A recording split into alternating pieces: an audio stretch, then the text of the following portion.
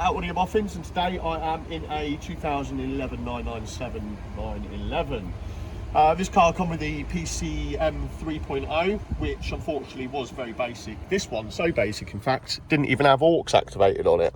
What you can see on there now is we've got wireless Apple CarPlay, wireless Android Auto, all through the original radio using circuit boards and whatnot. Obviously working with our smartphone, can be charged via the USB of course for the longer journeys.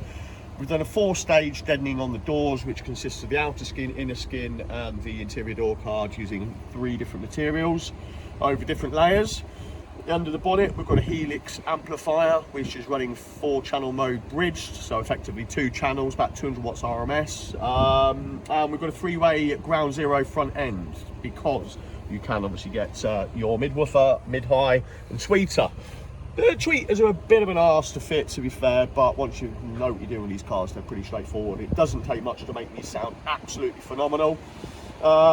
This car is definitely a bit of me. The only thing I'd probably say needs reversing camera, far cheaper than banging the back of it, but the client didn't want that yet.